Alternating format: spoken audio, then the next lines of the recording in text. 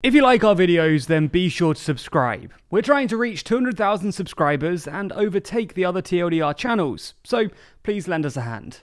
Yesterday, we found out the results from the Canadian general election, an election that wasn't really even meant to take place for another couple of years. Regardless, we're going to quickly run through the campaign, and then discuss the results of this all-important election.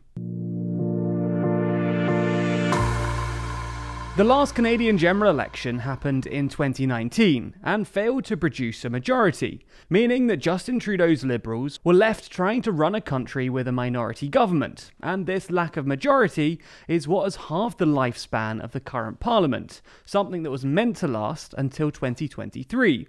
It's not uncommon for unstable leaders with a slim majority or minority governments, to bide their time and try and call an election to increase the number of MPs and increase their power. Just look at the UK, for example.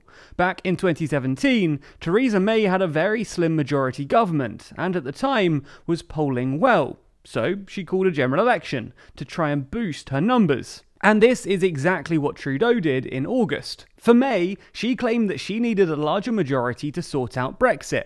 For Trudeau, a majority was supposedly to allow him to help Canada build back better after the pandemic. Unfortunately for May, this ended up backfiring. While she was ahead in polling when she called the election, this quickly went down, and ultimately her slim majority was turned into a minority.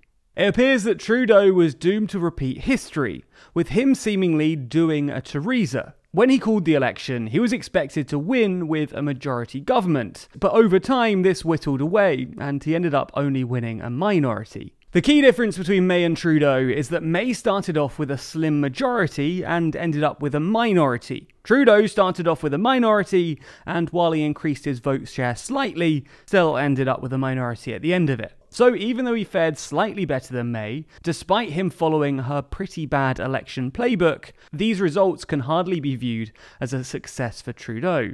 So where did it all go wrong? How did he end up in basically the same place he was before the election, despite such positive early polling? Well, firstly, most Canadians didn't even really want the election. Polling conducted found that just 55% of voters didn't think that it was the right time to call one, with only 37% in favour. It's likely then that voters pinned a lot of blame on the person who was calling the election, causing him to lose a lot of support.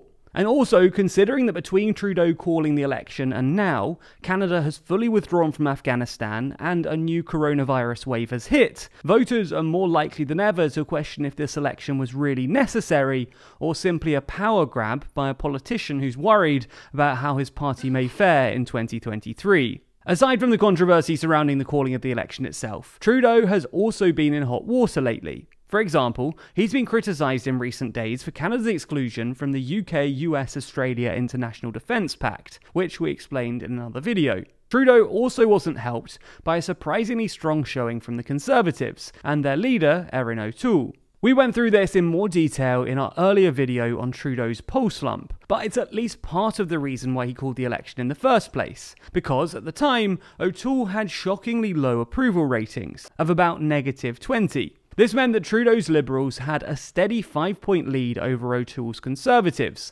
and Trudeau was presumably expecting O'Toole to be an easy opponent. Unfortunately for Trudeau though, O'Toole has run a relatively impressive campaign, bringing the Conservatives into the centre and widening their appeal. Again, if you want to know more about this, then you can go and watch our earlier video, but basically Trudeau's classic attack lines didn't really land against a more centrist Conservative party. Trudeau also underperformed in the debates. These have historically been one of Trudeau's strengths. Love him or hate him, you can't deny that he can be charming, but he didn't fare so well this time round. Polling conducted after the debate suggests that O'Toole did the best, with a 0.7 swing in his favour, compared to 0.1 for Trudeau.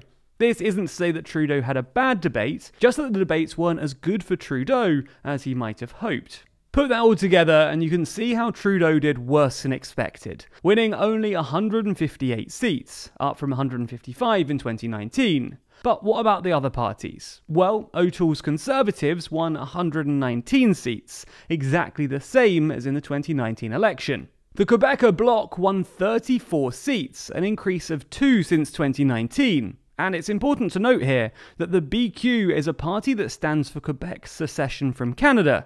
The fact that it's actually increased its seats, and unlike the top two parties, also increased their vote share, might be something worth discussing in another video. After all, we love videos on places leaving unions.